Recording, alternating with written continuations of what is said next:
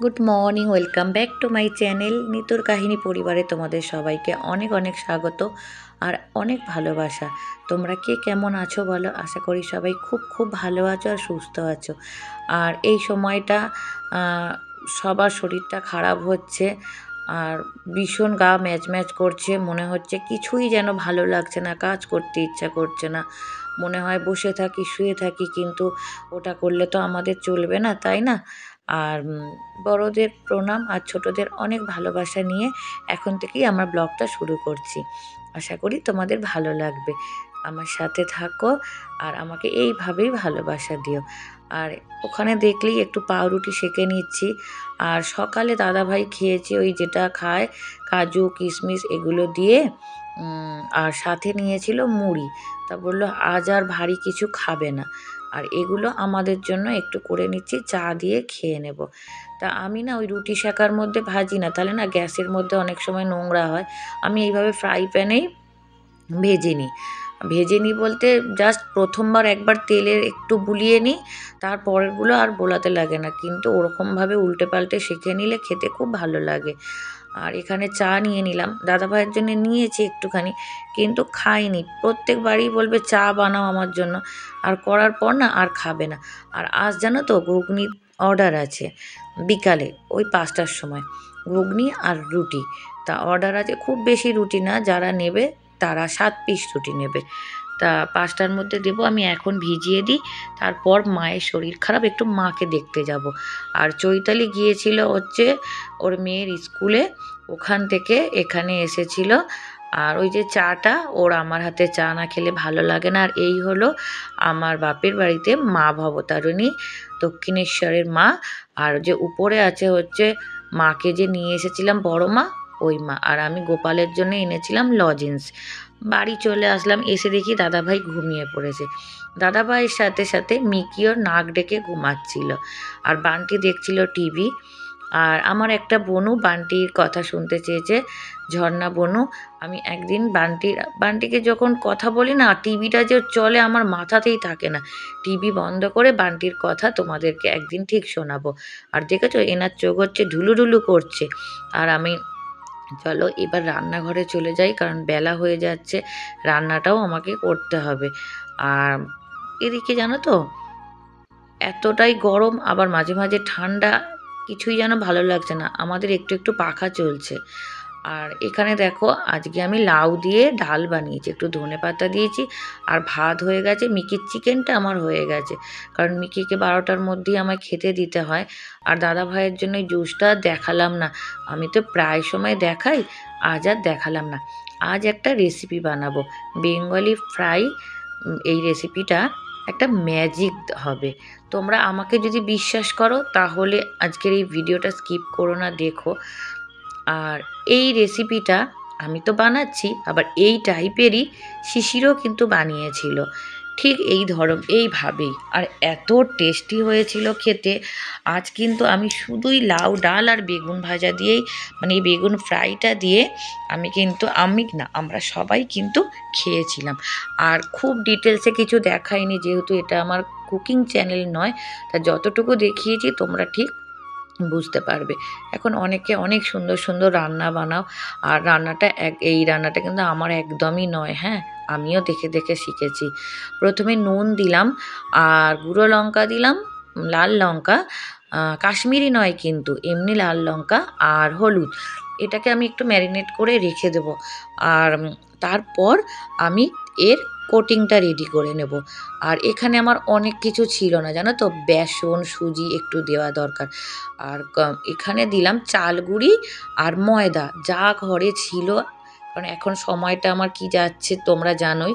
আর লঙ্কার গুঁড়ো, হলুদ, নুন, চিনি। আর চিনিটা যাদের গাল চলকায় একদমই ভীষণভাবে উপকার যদি বেগুন ভাজা এইভাবে চিনি দেওয়া যায়। আর তেলটা যে কতটা কম টানবে সেটা তোমাদের আমি প্রমাণ দেখাবো, কারণ আমিও তো কারোর থেকে শিখেছি। আর এখানে দেখো কড়াটা কিন্তু পরিষ্কার করেছি, জানো তো। আর এত ভালো লেগেছিল, কিন্তু একটা জিনিস, নুন টুনগুলো তোমরা কিন্তু একটু বুঝে শুনে দেবে, কারণ এটা হচ্ছে সেই ব্যাটার নয় তো যে বুঝে যাবে। তা আমি একটু নুনের ভাগ সব কিছুতেই কম দিই, কারণ আমাদের বাড়িতে খুব একটা চড়া নুনের কেউ কিছু খেতে পারে না। চড়া নুন অথবা চড়া ঝাল আমাদের খায় না। আর যেহেতু দাদাভাই খাবে, তার জন্য আমি কিন্তু মশলার ভাগগুলো অনেক কম দিয়েছি। তোমরা একটু খেয়াল করবে, তোমরা কিন্তু এখানে মশলার ভাগগুলো একটু বেশি দিতে পারো। কারণ আমি আমি যেটা খেয়ে বুঝলাম যে এটা হালকা ভীষণ ভালো লেগেছে, কিন্তু এর মধ্যে যদি আরও একটু চড়াভাবে তোমরা ঝাল দাও, ঝালটা আমি কম দিয়েছি, কিন্তু ভীষণ ভালো হয়েছে। আর এগুলো কিন্তু আমি একবার করে কোট করে রেখে আবার একবার করে কোট করেছিলাম, দুবার করে একটু করে কোট করে নেবে। আর এইভাবেই চলো বাকি বেগুনগুলো করে নিই। আর একটুখানি বেগুন না কানা বেরিয়েছিল, তার জন্য একটু টুকরো টাকরা হয়ে গেছে, ওখানে দেখতেই পাচ্ছ।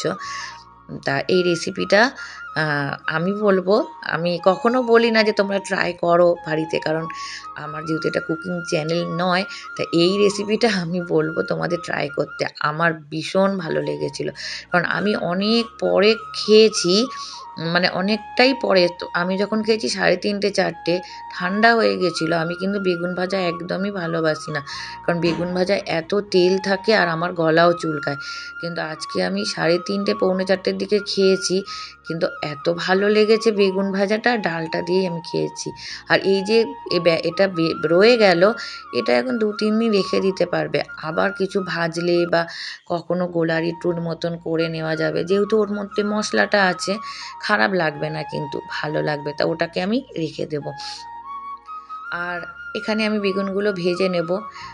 আর যেটা বলবো, কদিন আমার মধ্যে দিয়ে অনেক টানাপোড়েন অনেক কিছু গেছে, তোমরা কিন্তু ভীষণভাবে আমাকে সামলে নিয়েছো, তার জন্য আমি কৃতজ্ঞ থাকবো।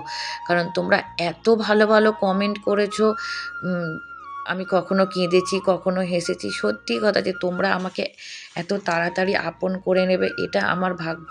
শুধু তোমাদের প্রার্থনায় তোমাদের দাদাভাই সুস্থ হয়ে যাক।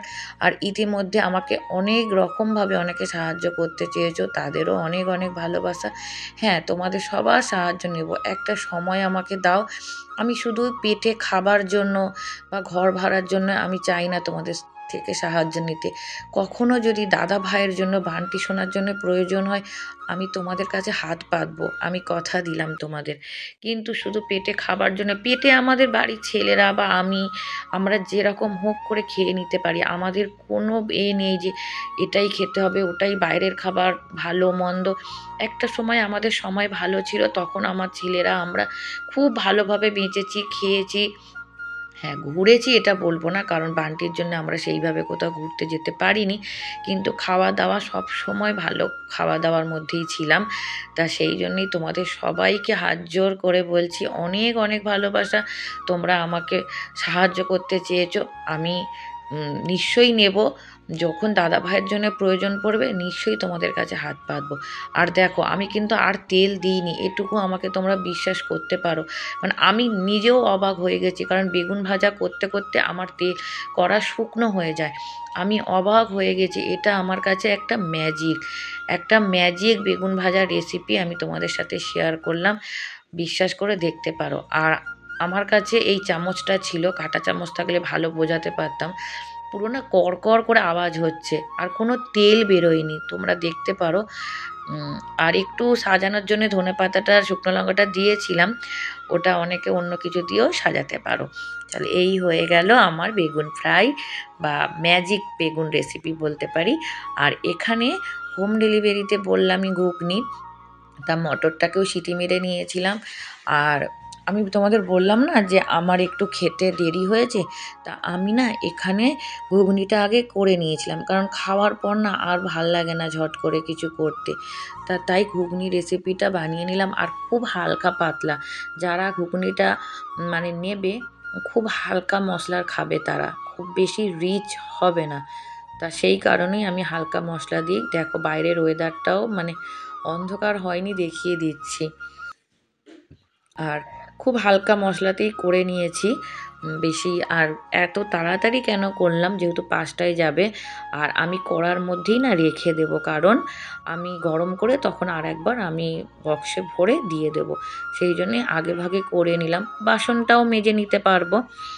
এইভাবেই আমি রান্নাঘরের কাজ সামলে নিই চটপট করে। রান্নাঘরের কাজটা করে নিলে না, আমি সবার ভিডিও একটু বসে দেখতে পারবো, তারপর নিজের ভিডিও ছাড়া থাকে।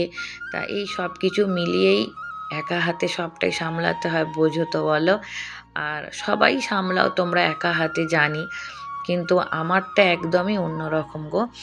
আর চৈতালি খুব কম সময় এখন আসতে পারছে, কারণ ওকে ঘরেও থাকতে হয়, ওরও তো একটা সংসার আছে। তা ওই দেখো, ও কিন্তু বারে অনেকবার আমার কাছে আসে যায়। তা কিছুক্ষণ ছাড়া ছাড়াই ও চলে আসে, যখন ওখানে ঘরটা ফাঁকা থাকে, বলে ভালো লাগে না। আর যেহেতু আমাদের ওয়াইফাই আছে, যার জন্য ও বারবার চলে আসে। তা এখানে দেখো ঘুগনিটা আমার কমপ্লিট হয়ে গেল। এরপর আমি ভাত খেতে যাব এটাকে চাপা দিয়ে। আর আজকে ঘুগনিটা হচ্ছে আমাদেরই দিতে যেতে হবে। কেন বলো তো আমাদের দিতে যেতে হবে? আজ আমার বাবু ভোরবেলায় গেছে ভিডিও ক্যামেরার কাজে। আমি ঘুম থেকেই উঠিনি জানো, তখন আমার বাবু চলে গেছে। ওর বাবা ডেকে দিয়েছে, ওর বাবা তো ঘুমোয় না, মানে তোমাদের দাদা ভাই। তা এখন কিন্তু সন্ধে হয়ে গেছে, সন্ধ্যা দিয়ে দাদা ভাইয়ের জন্য একটু লিকার চা করে নিচ্ছি। আর বাবুকে সারাদিন দেখতে পাইনি তো, মনটা খুব খারাপ লাগছে। এদিকে বাড়িতে থাকলে বকাবকি করি, এই করি, কিন্তু আমি কিন্তু বাবু না থাকলে আমার কিন্তু খুব লাগে, মানে ঘরটা খুব ফাঁকা ফাঁকা লাগে। আর সাথেই দেখো দাদা ভাইয়ের জন্য প্রোটিনেক্সটাও বানিয়ে নিলাম, কারণ বেশি রাত হয়ে গেলে দাদা ভাই কিন্তু প্রোটিনেক্স একদম খেতে চায় না। সকালের দিকেও ঘুমিয়ে পড়েছিল, আমি মায়ের বাড়ি গেছিলাম, তার জন্য দিতে পারিনি প্রোটিনেক্স। আর দেখো সন্ধেবেলায় খুব খিদে পাচ্ছিল, খালি মনে হচ্ছিল কি খাবো কি খাবো। তা সেই কারণে আমি একটু চাল গুঁড়ো দিয়ে, আর জাস্ট অল্প ময়দা কিন্তু দিইনি জানো তো, একটু আটা গুঁড়ি দিয়েছিলাম অল্প করে, কিন্তু চাল গুঁড়িটাই বেশি ছিল। আজকে কি সুন্দর উঠে যাচ্ছে। আর যেদিন পাটিসাপটা বানাতে গেছিলাম, আর ওই দিন দেখো নাটক দেখাচ্ছিল পাটিসাপটা আমার। আর এখানে আমার খুব প্রিয় একটা মিষ্টি দিদিভাই, এত সুন্দর হাসি, মিঠুদি। ওই মিঠুদির ভিডিও দেখছি। মিঠুদি এত ভালো একজন মানুষ, দুটো বাচ্চা আছে যমজ, শুভজিৎ, এত কষ্ট করে বাচ্চাগুলোকে মানুষ করছে। আমি যত রাতই হোক মিঠুদির ভিডিও আমি দেখি, এত কষ্টের মধ্যেও ছুটে ছুটে কাজ করে, তার মধ্যেও এত হাসে, মানে ওই হাসিটা দেখার জন্যই। আর কোনো রাগ নেই, যে যা বলবে তাই হাসবে। তা তোমরা কিন্তু মিঠুদিকে সাপোর্ট করতে পারো, এতটুকু বলবো। আর এখানে দেখো দুধের মধ্যে আমি কিন্তু চা পাতা ভিজিয়ে রেখে দিয়েছি, দেখো আস্তে আস্তে কত সুন্দর কালার আসছে। এটা এখন অনেকক্ষণই ভিজিয়ে আমি রেখে দেবো, তারপর আমি কিন্তু চা বানাবো। বাবু আসবে, বাবু খাবে, আমি চৈতালি আমরা খাবো। আর এখানে দেখো খুব সুন্দর করে আমি ওগুলো বানিয়ে নিচ্ছি, আর খেতেও খুব ভালো হয়েছিল। আর গুড়টা যে ছিল কেউ জানে না, চৈতালি নিজেও জানে না। চৈতালি যখন এসে দেখছে, বলছে বৌদি গুড় তুমি তুলে রেখেছিলে এখনও? আমি না খুব যত্ন করে সব জিনিস তুলে রেখে দিই, ওটা ওই বাপের বাড়ি থেকে একটুখানি নিয়ে এসেছিল। তা সেই গুড়টা কিন্তু দারুণ ছিল, ফ্রিজে ছিল যেহেতু, আজকে শেষ করে দিলাম। আর দেখো কত সুন্দর উঠছে আমার গোলা রুটিগুলো, চালের কিন্তু দেখো। আর সেদিন হলো না, আমার প্রত্যেক বছর হয়, সেদিন কেন হলো না আমি জানি না।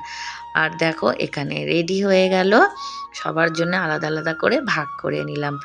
আর চলো এখানে তোমরাও একটু খেয়ে নাও, আর ভালো লাগলে বলো কিন্তু। সারাদিন তোমাদের কাছে আসতে পারিনি, আমার মনটা মানে ভীষণ ছটফট করছিল যে কখন যাব, মানে আসবো তোমাদের কাছে। আর সারাদিন এত কাজকর্ম থাকে না, যে ক্যামেরাটা নিজের দিকে নিয়ে একটু তোমাদের সাথে কথা বলবো সেই সময়টুকুই হয়ে মানে করে উঠতে পারি না। আর আজকে যেহেতু বান্টির চান পটি এগুলো ছিল, তো আর বান্টির যেদিনকে থাকে সেদিনকে আরও খুব কষ্ট হয় জানো তো, দাদা চান করে, বান্টি চান করে, আর খুব চাপ বেড়ে যায়। তাই যতটুকু পেরেছি, আর আজকে রান্নাও ছিল অনেকগুলোই, তোমরা দেখেছো, মাকেও দেখতে গিয়েছিলাম। তা সব মিলিয়ে ব্লগটা তোমাদের কেমন লাগলো তোমরা একটা কমেন্ট করে জানিও। আর একটা কথা বলবো, এখন সময় চেঞ্জের সময়, আজ বাপের বাড়িও গিয়েছিলাম, দেখলাম ঘরে ঘরে সবাই অসুস্থ। তা তোমাদেরও সবাইকে বলবো, ছোট বড় সবাইকে সাবধানে রেখো, আর নিজেরাও সাবধানে থেকো, সুস্থ থাকার চেষ্টা করো। আর আমরাও চেষ্টা করি, কিন্তু আমাদের বাড়ির অসুস্থটা মানে একদমই অন্যরকম, চাইলেও আমি রাখতে পারবো না, কিন্তু আমি কতটা চেষ্টা করি তোমরা নিশ্চয়ই দেখতে পাও যে আমি দাদাভাইকে ভালো রাখার চেষ্টা করি, কিন্তু সফলতা আসছে না। নিশ্চয়ই একদিন আসবে, এতটুকুই বলবো। আর ব্লগটা আর বেশি বড় করব না, আমি এবারে বিদায় নিচ্ছি তোমাদের কাছ থেকে। আবার দেখা হবে পরের একটা ব্লগে। ততক্ষণের জন্য তোমরা সবাই খুব ভালো থেকো, সুস্থ থেকো আর সাবধানে থাকো।